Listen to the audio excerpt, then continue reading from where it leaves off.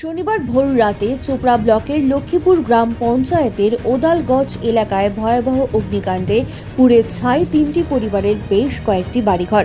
এই ঘটনায় এলাকায় চাঞ্চল্য ছড়িয়ে পড়ে। জানা গিয়েছে, চোপড়া ব্লকের ওদালগঞ্জ এলাকায় আব্দুল জব্বার নামে এক ব্যক্তির বাড়িতে আগুন দেখতে পায় স্থানীয়রা প্রথমে আগুন নেভানোর কাজে হাত লাগিয়ে দেন। আগুনের তীব্রতা এতটাই বেশি ছিল যে মুহূর্তের মধ্যে বেশ কয়েকটি বাড়িতে আগুন লেগে যায়। খবর দেওয়া হয় চোপড়া থানার পুলিশ ও ইসলামপুর দমকল বাহিনীকে। দমকল বাহিনী আসার আগেই সমস্ত কিছু পুড়ে ছাই হয়ে যায়। পরে দমকলের একটি ইঞ্জিনে সেই আগুন নিয়ন্ত্রণে আনে।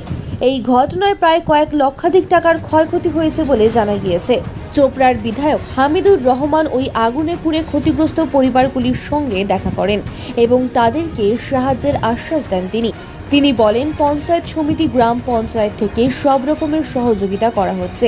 অপরদিকে তিনি আরও বলেন, চোপড়া বিধানসভা এলাকায় ফায়ার ব্রিগেড কেন্দ্র নেই। যত দ্রুত সম্ভব স্থাপনের উদ্যোগ নেওয়া হবে। ইসলামপুর থেকে আস্তে আস্তে অনেকটা দেরি হয়ে যায়।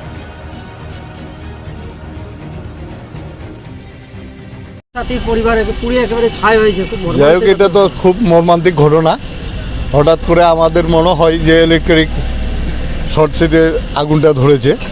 6টা পরিবার একবারে নির্মূল হয়ে গেছে। গরু ছাগল সব জ্বলে, মুরগি ছাগল সব জ্বলে পড়ে ছাই হয়ে গেছে। পরিবারগুলো অসহায় হয়েছে।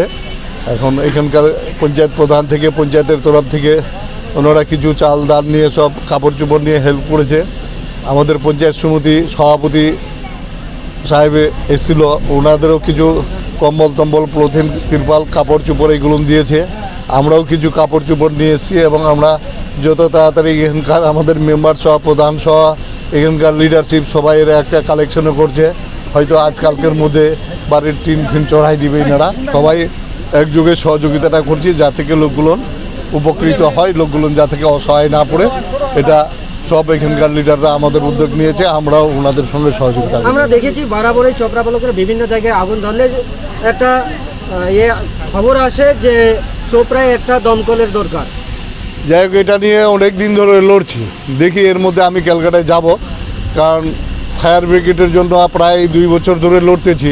মন্ত্রী সাহেব কথাও দিয়েছে, শিলিগুড়ি ভাষণে বলেও গেছে যে চোপড়ায় একটা দিতে হবে, ফায়ার স্টেশন দিতে হবে। সব কাগজপত্র জায়গা সম্পূর্ণ আমরা জমা করেছি। দেখি এর মধ্যে আমরা গিয়ে যোগাযোগ করে যতদূর সম্ভব দ্রুত যদি হয়, কারণ ইসলামপুর থেকে ফায়ার ব্রিগেড আস্তে আস্তে প্রায় 30-40 কিলোমিটার দূরত্ব, এদিকে জ্বলে পুড়ে ছাই হয়ে যায়। চোপড়ায় যদি ফায়ার সেন্টারটা হয় তো এখানকার পাবলিকের, এখানকার জনগণের খুব সুবিধা হবে। দেখি, কারণ সেন্ট্রাল গভর্নমেন্ট তো টাকা পয়সা দিতে অনীহা করছে, এই কারণেই হয়তো করতে পারছে না। তাও আমি এর মধ্যে যাব ক্যালকাটা, মন্ত্রী সাহেবের সঙ্গে কথাবার্তা বলে যদি দ্রুত ফায়ার ব্রিগেডটা সার্ভিসটা করা যায় এখানটায়, তাহলে চোপড়ার জনগণের সুবিধা হবে।